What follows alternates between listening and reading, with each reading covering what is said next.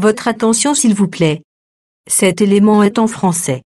Contactez-nous pour savoir s'il est aussi disponible en la langue de votre préférence. Veuillez aussi noter qu'il est en audio uniquement, dépourvu de ce fait d'image originaire.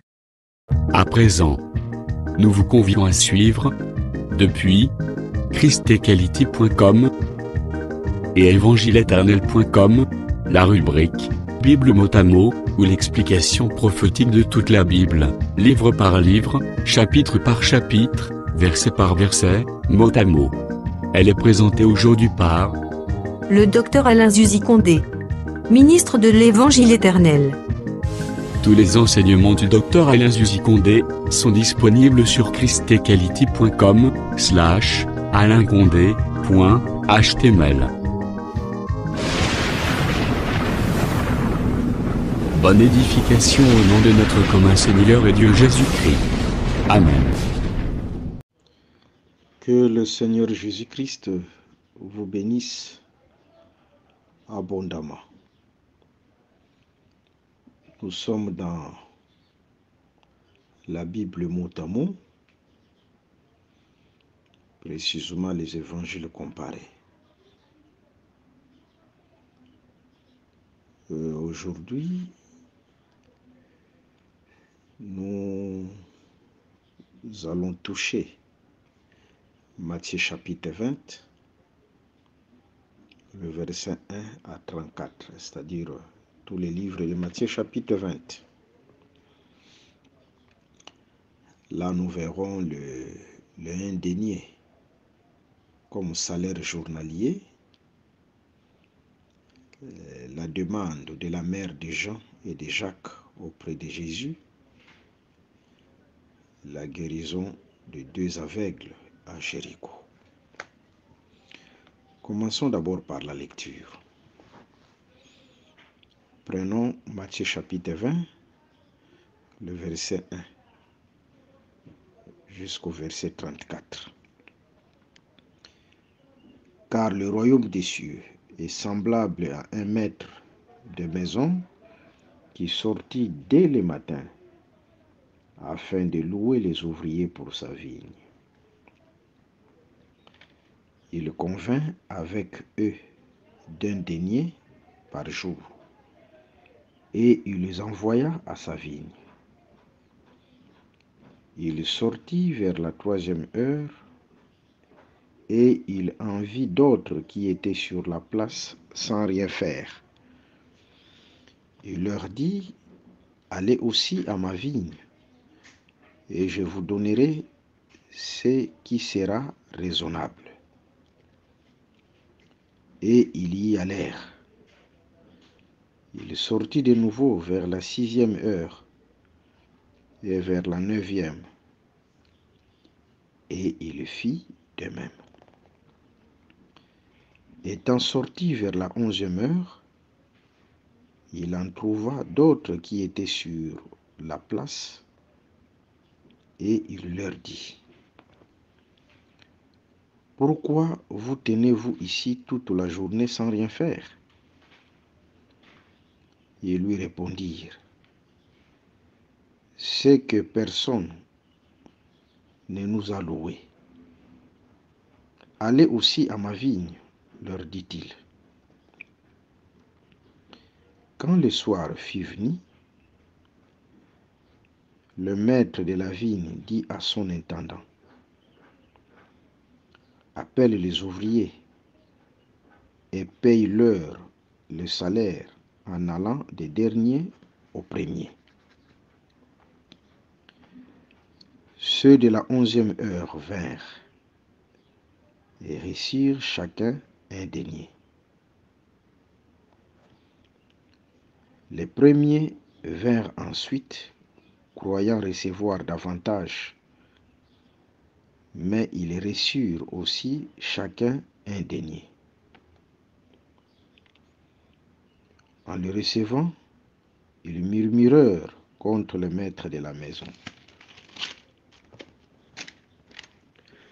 et dirent: ces derniers n'ont travaillé qu'1 heure, et tu les traites à l'égal de nous qui avons supporté la fatigue du jour et la chaleur. Il répondit à l'un d'eux, mon ami, je ne te fais pas tort. N'es-tu pas convenu avec moi d'un denier?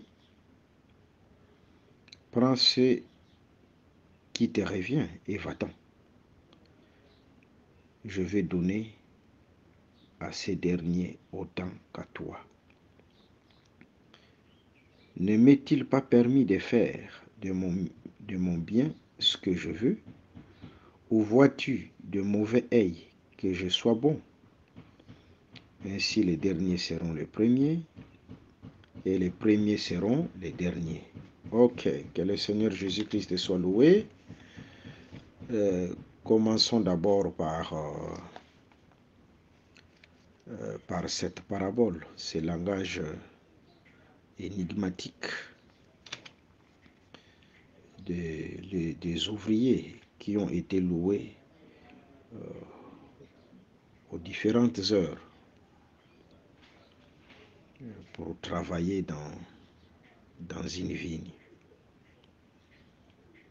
Et il y a ceux qui ont été loués très tôt le matin, à la 3e heure, à la 6e heure, à la 9e heure. Et les derniers sont entrés dans les champs ou dans les travails à la 11e heure. Et ceux-ci, c'est-à-dire ceux qui sont entrés à la 11e heure, ils n'ont travaillé que 1 heure. Alors, tous se sont convenus avec le maître de la vigne, le propriétaire de la vigne, celui qui les a engagés. Ils se sont convenus pour les salaires journaliers. Et ce salaire a été fixé à un denier. Alors, ceux qui étaient venus le premier, c'est-à-dire très tôt le matin, jusqu'à la 9e heure, ceux-là ont été classés comme les premiers, c'est-à-dire ceux qui sont entre les premiers dans les champs. Ils les ont déclarés parce qu'ils ont supporté la chaleur du jour. Mais pourquoi le maître devait leur donner un denier,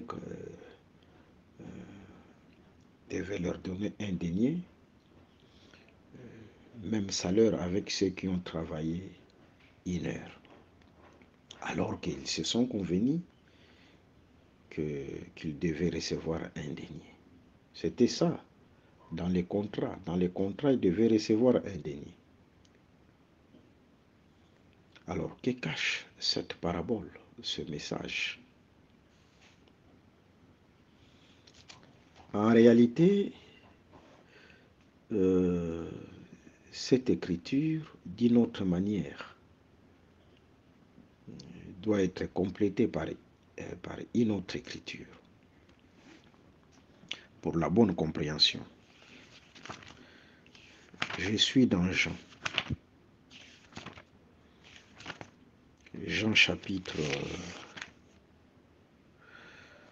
Je suis dans Jean chapitre 4. Jean chapitre 4. Je commence par le verset 33 jusqu'au verset 38.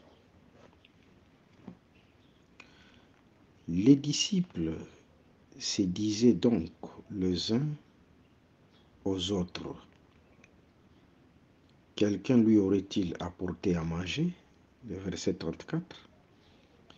Jésus leur dit, ma nourriture est de faire la volonté de celui qui m'a envoyé et d'accomplir son œuvre. 35. Surtout là. Ne dites-vous pas qu'il y a encore 4 mois jusqu'à la moisson? C'est-à-dire avant que la moisson n'interviennent, il faut d'abord que les 4 mois soient passés. Et dans les calendriers juifs, un mois égale à 30 jours. Un mois égale à 30 jours. Donc, 4 mois égale à 120 jours. 4 mois égale à 120 jours. Et si vous prenez l'écriture, dans Nombre chapitre 14, c'est mieux de lire. Nous allons lire cette écriture dans Nombre chapitre 14. Nous allons prendre cette écriture et lire rapidement. Le verset... Ok, nous sommes déjà là. Le verset 34. De même que vous avez mis 40 jours à explorer les pays, vous porterez la peine de vos iniquités 40 années. Une année pour chaque jour. C'est-à-dire dans cette écriture, une année égale un jour. Si une année égale à un jour, c'est-à-dire 120 jours, donne 120 années. 120 jours égale 120 années. Et vous allez voir dans les Saintes Écritures, dans les livres de la vérité, celui qui a accompli 120 années, qui a fait 120 années, c'était Moïse. Moïse est mort à l'âge de 120 ans. Vous voyez? Et lorsque l'Écriture dit, dans Jean chapitre 4, le verset 35, pour que la moisson intervienne. Le temps de la moisson, c'est le temps de l'abondance. C'est le temps du pain. Là, vous prenez même Proverbe chapitre 6. C'est-à-dire, pour que le temps du pain, le temps de l'abondance, soit intervenu, il faut premièrement que le chiffre 120 précède. Et à la fin de ce chiffre-là, 120, il y a l'abondance, il y a la présence du pain, il y a la nourriture. Vous voyez? Et nous disons la fin des 120. 120, c'est le chiffre de Moïse. Et Moïse représente la loi. Dans toutes les villes, il y a des gens qui lisent Moïse. C'est-à-dire, Moïse, c'est la loi. Mais il faut d'abord que la loi arrive à la fin. Et la loi est arrivée à la fin par l'œuvre de la croix. Parce qu'à travers l'œuvre de la croix, Jésus a inauguré une autre alliance. Ça, il faut d'abord que le chiffre 20 arrive à sa fin. Et c'est alors qu'on verra l'abondance, le pain en abondance. Le pain en abondance. Vous voyez? Et c'est ça au juste. Et nous disons, c'est par la mort de Jésus. La mort de Jésus. Jésus a mis fin à la loi, à cette alliance de la loi, à travers sa mort. Raison pour laquelle, lorsque Jésus mourait à la croix, le voile était déchiré. Il y a un voile qui était déchiré. Et aussi, il y a les souverains sacrificateurs qui avaient déchiré son vêtement avant même la mort de Jésus. Tout ça, c'est pour dire tout simplement la fin du sacerdoce lévitique pour inaugurer une autre alliance. Et la fin du sacerdoce lévitique, la fin de la loi, c'est ça, le chiffre 120 qui est passé. Il faut d'abord que ces chiffres passent. Et après, on verra l'abondance. Et nous avons vu l'abondance dans Actes des Apôtres, chapitre 2, lorsque Pierre prêchait. Vous voyez? Pierre prêchait, il y avait de l'abondance, de la nourriture. Que le Seigneur Jésus-Christ vous bénisse. Les Écritures qui étaient cachées, cette fois-ci, ces Écritures étaient ouvertes devant le peuple. Et c'est ça, le temps de la moisson. C'est ça, le temps de la moisson. Voici, je vous l'ai dit, levez les yeux et regardez le champ qui déjà blanchissent pour la moisson. C'est-à-dire, le temps de la moisson, c'est le temps de la couleur blanche. Là, je suis dans Jean chapitre 4, le verset 35. Maintenant, le verset 36. Celui qui moissonne reçoit un salaire et amasse des fruits pour la vie éternelle, afin que celui qui sème et celui qui moissonne se réjouissent ensemble. Car en ceci, ce qu'on dit est vrai. Autre est celui qui sème et autre celui qui moissonne. Je vous ai envoyé moissonner ce que vous n'avez pas travaillé. D'autres ont travaillé et vous êtes entrés dans leur travail. Vous voyez, ici on nous parle des gens qui ont précédé les apôtres dans les champs. Ceux qui ont précédé les apôtres dans les champs pour s'aimer, c'était les prophètes. Et les apôtres sont venus au temps de la moisson, c'est-à-dire c'est ça la dernière heure. La dernière heure, c'est le temps de la moisson. C'est l'année de la grâce. Verset 39, Jean chapitre 4, verset 39. Non, on peut se limiter même au verset 38. Je répète ces versets-là, 38. Je vous ai envoyé moissonner ce que vous n'avez pas travaillé et d'autres ont travaillé et vous êtes entrés dans leur travail. Vous voyez?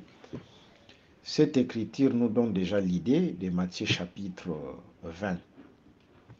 Il y a ceux qui avaient précédé dans les champs.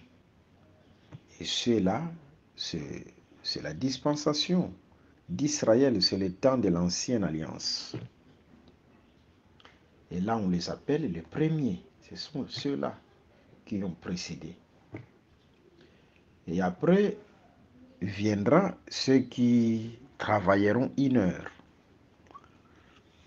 Ceux qui travailleront 1 heure, cette 1 heure-là, c'est Luc chapitre 4, le verset 16 à 19. Luc 4, 16 à 19. L'Esprit du Seigneur est sur moi, il m'a oint pour programmer une année de grâce. Vous voyez? C'est-à-dire, dans Luc chapitre 4, le verset 16 à 19, on nous parle de l'année de la grâce. Une année de la grâce. Une année de la grâce, c'est ça, 1 heure. C'est-à-dire, ceux qui sont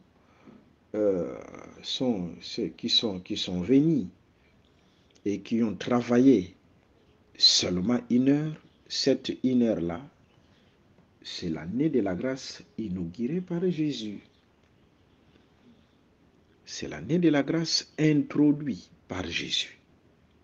Introduite par Jésus. Que le Seigneur Jésus-Christ vous bénisse abondamment. Et ceux qui ont précédé, là, c'est le temps d'Israël. Vous voyez? Mais les prophètes qui ont travaillé dans l'ancienne alliance et les apôtres dans la nouvelle alliance, nous tous dans la nouvelle alliance, tous, nous avons le même salaire. Et le même salaire, ce salaire-là, c'est un denier. Que veut dire un denier? Je prends une écriture dans le livre d'Apocalypse. Je suis dans Apocalypse chapitre 6, le verset 6.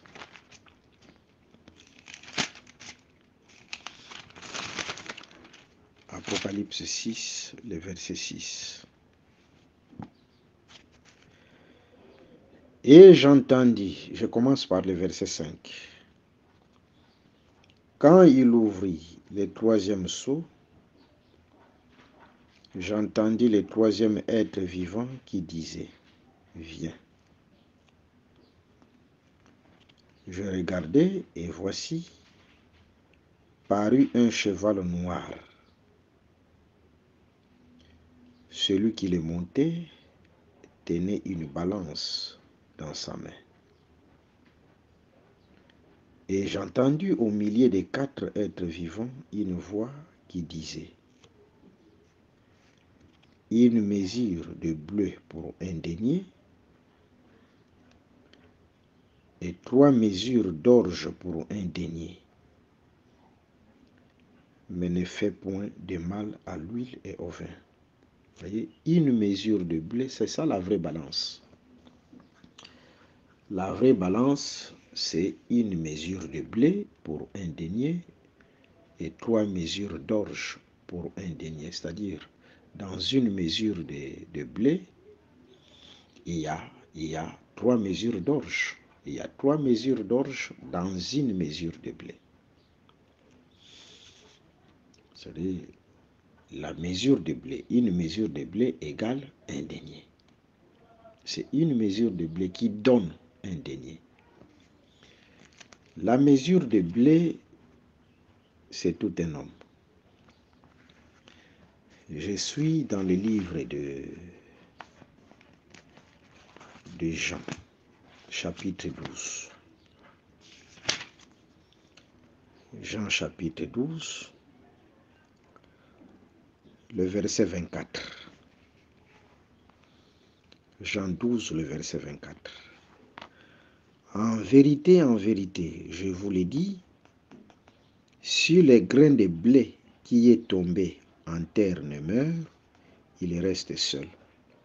Mais s'il meurt, il porte beaucoup de fruits. On nous parle du grain de blé. Les grains de blé là, c'est ça la mesure de blé.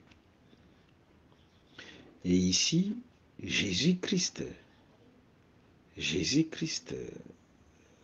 est comparable au grain de blé. Les grains de blé, la mesure de blé, c'est Jésus-Christ. Maintenant, le grain de blé ou la mesure de blé donne un denier. La mesure de blé qui donne un denier, c'est Jésus qui est venu avec la vie éternelle. C'est-à-dire, la vie éternelle, c'est dans le un denier. C'est pourquoi ceux qui devaient travailler ou qui sont entrés dans les champs les premiers, ce sont les prophètes qui travaillaient dans l'Ancienne Alliance. Aussi, ceux qui sont venus les derniers, tous avaient le même salaire, c'est un denier. C'est-à-dire que ce soit les prophètes, les apôtres et nous qui travaillons en ces temps-là, nous avons le même salaire, c'est la vie éternelle. Celui qui travaille pour le Seigneur, il aura pour salaire la vie éternelle. C'est ça le un denier. Que le Seigneur Jésus-Christ vous bénisse. Et une mesure de blé égale un denier, mais 3 mesures d'orge, dans 3 mesures d'orge, il y a aussi un denier. Les 3 mesures d'orge, c'est la loi, les psaumes et les prophètes qui ont parlé de Jésus. Parce qu'en Jésus, il y a l'accomplissement de la loi des psaumes et des prophètes. C'est ça les 3 mesures d'orge. Soyez bénis au nom de notre Seigneur Jésus-Christ. Alors, on peut continuer la lecture. Revenons dans Matthieu chapitre 20. Nous sommes dans la Bible mot à mot. Et par la grâce de Dieu, avec la force que le Seigneur nous donne, nous allons explorer une grande partie de la Bible, une grande partie de ces livres de la vérité, à combien plus forte raison même toute la Bible. Que le Seigneur nous donne longue vie et qu'il nous donne la bonne voie et qu'il nous donne la bonne santé. Qu'il nous donne longue vie et la bonne santé. Les soucis qui nous animent est de parler de toute la Bible ou de tous ces livres ici de la vérité. Que le Seigneur Jésus-Christ vous bénisse. Ok. Prenons le verset 17 et descendons. Matthieu chapitre 20, nous prenons le verset 17. Mais avant de prendre le verset 17, la réponse de Jésus. Ainsi les derniers seront les premiers, le verset 16. Et les premiers seront les derniers. Ça, c'est par rapport à l'élection de la grâce. Vous voyez? Les premiers, ce sont ceux qui ont travaillé du matin jusqu'à la 9e heure. C'est le temps d'Israël. Mais lorsque Jésus dit, les premiers seront les derniers seront les premiers, c'est en rapport avec l'élection de la grâce. Parce que par rapport à la grâce, nous sommes devenus les premiers. Vous voyez, nous avons la vie éternelle en premier lieu. Nous sommes les premiers à avoir la vie éternelle. Parce que celui qui croit, il a la vie éternelle. Vous voyez? Ça, c'est par rapport au temps de la grâce. Au temps de la grâce, c'est nous qui sommes entrés les premiers. Nous sommes entrés les premiers et Israël entrera après nous. Par rapport à l'élection de la grâce, au temps de la grâce. Prenons le verset 17. Matthieu chapitre 20, le verset 17. Pendant que Jésus montait à Jérusalem, il prit à part les 12 disciples, il leur dit en chemin, c'est-à-dire Jésus ne cache rien à ses apôtres. Voici, nous montons à Jérusalem, et le Fils de l'homme sera livré aux principaux sacrificateurs et aux scribes. Ils les condamneront à mort, et ils les livreront aux païens, pour qu'ils se moquent de lui, les battent de verges, et les crucifient. Et le 3e jour, il ressuscitera. Vous voyez, cette chose ici, c'est ce que les frères de Joseph ont fait pour Joseph. Ils l'ont livré, ils l'ont vendu aux Ismaélites. De la même manière, tout ça, c'était des signes prophétiques qui parlaient en réalité de Jésus. De la même manière, Jésus était vendu aussi par ses propres frères, les Israélites. Ils l'ont vendu aux étrangers.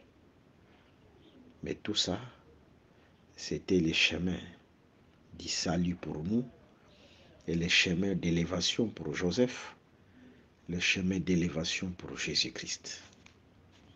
Que le Seigneur Jésus-Christ vous bénisse. Mais nous insistons aussi sur quelque chose. Tout ce que Jésus a dit à ses disciples, ce que Jésus disait à ses disciples était caché aux yeux des autres. Seuls ses disciples avaient les secrets de Jésus. C'est-à-dire, Jésus s'est révélé à ses disciples. C'est ces disciples qui sont devenus des apôtres. C'est-à-dire, si vous voulez avoir le secret de Jésus, consultez les apôtres. Consultez les 12, consultez les apôtres. Ce sont les apôtres qui avaient le secret de Jésus. Parce que Jésus s'est déversé, s'est révélé aux apôtres. Ce sont les apôtres qui détenaient le message ou les secrets de Jésus. Et vous voulez avoir les secrets de Jésus, consultez les apôtres. C'est le contraire aujourd'hui. Aujourd'hui, les gens rejettent les apôtres. Si vous rejetez les apôtres, vous n'aurez pas les secrets de Jésus. Les apôtres, ce sont comme les dépôts, là où Jésus déposait la matière, là où Jésus s'est révélé. Et si vous rejetez les apôtres, dans vos églises, il y a les femmes qui enseignent, qui prêchent. Là, vous rejetez déjà les apôtres. Comprenez que vous n'aurez pas les secrets de Jésus. Vous allez beau crier Jésus, Jésus, Jésus, mais Jésus n'est pas là. Jésus n'est pas là parce que Jésus a déversé, s'est déversé dans les apôtres. Et si vous voulez avoir Jésus, vous voulez trouver Jésus, allez chez les apôtres, consultez les apôtres. Que le Seigneur Jésus-Christ vous bénisse. Le verset 20. Alors la mère des fils des Zébédée s'approcha de Jésus avec ses fils et se prosterna pour lui faire une demande. Il lui dit, que veux-tu? Elle se prosterna avant de demander à Jésus. Ordonne, lui dit-elle, que mes deux fils que voici soient assis dans son royaume, l'un à ta droite et l'autre à ta gauche. Et Jésus répondit, vous ne savez ce que vous demandez. Pouvez-vous boire la coupe que je dois boire? Nous le pouvons, dit-il. Vous voyez, même la prière, pour prier, il faut d'abord que Jésus-Christ se révèle en toi. C'est la prière, il faut d'abord que tu aies l'esprit de la révélation. Vous voyez, la maman, elle avait la bonne manière. Elle savait bien, lorsque je m'approche auprès de Jésus, il faut que je me prosterne. Elle s'est prosternée, mais sa prière était en dehors de la volonté de Dieu. Sa prière, il y a plusieurs aujourd'hui qui prient en dehors de la volonté de Dieu parce qu'ils ont rejeté la parole. Ils ont rejeté l'esprit de la révélation. Vous voyez, vous pouvez aller dans les églises, vous vous prosternez, comme cette femme aussi l'a fait. Mais si vous n'avez pas l'esprit de la révélation, vous avez rejeté la vraie parole, votre prière sera en dehors de la volonté de Dieu. Et Dieu n'exaucera pas. On prie le Seigneur dans l'esprit de la révélation. On prie le Seigneur par rapport à sa parole. C'est par rapport à sa parole. Toutes les positions que vous pouvez avoir, toutes les bonnes positions, s'agenouiller, se prosterner, c'est bon, c'est biblique, c'est dans les Saintes Écritures. Mais il faut ajouter à toutes ces positions-là la parole, la vraie parole, l'esprit de la révélation. C'est alors que le Seigneur vous exaucera. Mais regardons, la seule condition pour entrer dans le royaume, parce que lorsque Jésus marchait avec les disciples, ses disciples croyaient que Jésus montait à Jérusalem pour régner. Ils croyaient que Jésus montait à Jérusalem pour devenir le roi d'Israël. Alors que cette chose est fixée dans la prophétie, Jésus viendra régner au règne millénaire. Ok. Et nous disons ceci. La réponse de Jésus. La réponse de Jésus au fils des Zébédée. Jésus répondit, le verset 22, Matthieu 22, verset 22. Vous ne savez ce que vous demandez. Pouvez-vous boire la coupe que je dois boire? Ah, nous comprenons pour affranchir le royaume de Christ. Pour entrer dans le royaume du Christ et régner avec le Seigneur, il faut d'abord boire à sa coupe. Le chemin, c'est boire à sa coupe. La coupe dont Jésus faisait mention ici, c'était l'œuvre de la croix. C'était la souffrance qu'il devait traverser. La souffrance qu'il devait traverser. Et celui qui boit à la coupe de Jésus, c'est celui qui participe à l'opprobre et à la souffrance de Jésus. Celui-là qui est identifié à l'œuvre de la croix. C'est-à-dire le chemin obligé pour entrer dans le royaume, c'est participer à la souffrance de Jésus. C'est participer à la souffrance de Jésus. Être identifié à l'œuvre de la croix. C'est ça la coupe. Que le Seigneur Jésus-Christ vous bénisse. Là, c'est merveilleux. Le verset 23. Et il leur répondit, il est vrai que vous boirez ma coupe, mais pour ce qui est d'être assis à ma droite et à ma gauche, cela ne dépend pas de moi et ne sera donné qu'à ceux à qui mon Père l'a révélé. La place, cette place-là qu'ils ont demandé, s'asseoir à la droite ou à la gauche de Jésus, cela dépend du Père. C'est ça la réponse de Jésus. En réalité, si vous entrez dans les tabernacles ou dans les temples, il y a l'arche dans le lieu très saint. Et selon Nombre chapitre 10, le verset 35, l'arche c'est l'Éternel, c'est Dieu lui-même. L'arche c'est Dieu lui-même. Et à côté de l'arche, les deux côtés de l'arche, il y avait les chérubins. Il y avait les chérubins, c'est-à-dire à la droite et à la gauche, il y avait les chérubins. Là dans les tabernacles. Là dans les tabernacles. Mais si vous prenez Matthieu chapitre 17, la transfiguration de Jésus sur la montagne, là, à côté de Jésus, il y avait Moïse et Élie. Ceux qui sont à la droite, à la gauche, c'est Moïse et Élie. Là, dans Matthieu chapitre 17. Que le Seigneur Jésus-Christ vous bénisse abondamment.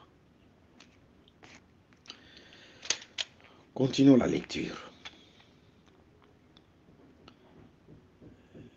Nous sommes dans le verset 24, Matthieu 20, le verset 24. Les 10, ayant entendu cela, furent indignés contre les deux frères. Jésus les appela et dit, vous savez que le chef des nations les tyrannise et que le grand les asservisse. Il n'en sera pas de même au milieu de vous. Mais quiconque veut être grand parmi vous, qu'il soit votre serviteur. Vous voyez la grandeur. La grandeur se cache dans l'humilité. Celui qui veut être grand, qu'il soit comme un enfant. Nous avons parlé de ça dans des audios précédents. La grandeur se cache dans l'humilité. Dans Philippiens chapitre 2, le verset 5, vous descendez en bas. Jésus qui est le véritable Dieu, il s'est dépouillé, il s'est effacé. Il s'est effacé, il a pris la forme d'un serviteur. Il a été livré aux nations. Il a souffert l'opprobre. Mais aujourd'hui, tout genou fléchit devant le nom de Jésus-Christ. C'est-à-dire, la grandeur se cache dans l'humilité.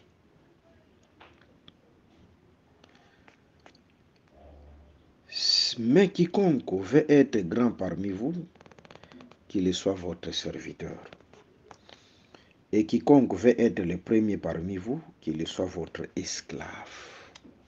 L'esclave, c'est toujours le serviteur. Si tu veux être le premier, tu dois être le serviteur des autres. C'est ainsi que le Fils de l'homme est venu, non pour être servi, mais pour servir et donner sa vie comme la rançon de plusieurs. C'est ce que nous venons de dire. Il s'est fait serviteur pour servir, il a donné sa vie, mais aujourd'hui, tout genou fléchit devant le Seigneur Jésus. Le verset 29 jusqu'au verset 34. Lorsqu'ils sortirent de Jéricho, une grande foule suivit Jésus.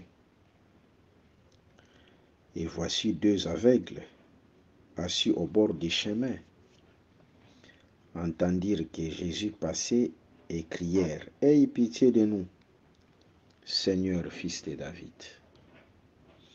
Heureusement que ces aveugles se sont assis au bord du chemin, là où Jésus passait. Sur le passage de Jésus, c'est là où ils se sont assis. Vous voyez? Si vous trouvez place là où Jésus passe, quel que soit votre problème, Jésus-Christ vous donnera la solution. Mais il faut crier, hein? Même si tu as perdu les yeux, tu as perdu toute chose. Tant que Dieu te donne la bouche, il faut crier. En réalité, le passage de Jésus ou le chemin de Jésus, ce sont les prophètes et les apôtres. Là où Jésus passe, la trajectoire de Jésus, le chemin de Jésus, c'est l'enseignement des prophètes et des apôtres. Éphésiens chapitre 2, le verset 20. Vous êtes édifiés sur l'enseignement des prophètes et des apôtres, Jésus étant la pierre angulaire. Lorsque vous détenez cet enseignement, comprenez que c'est là où Jésus passe. C'est là où Jésus passe.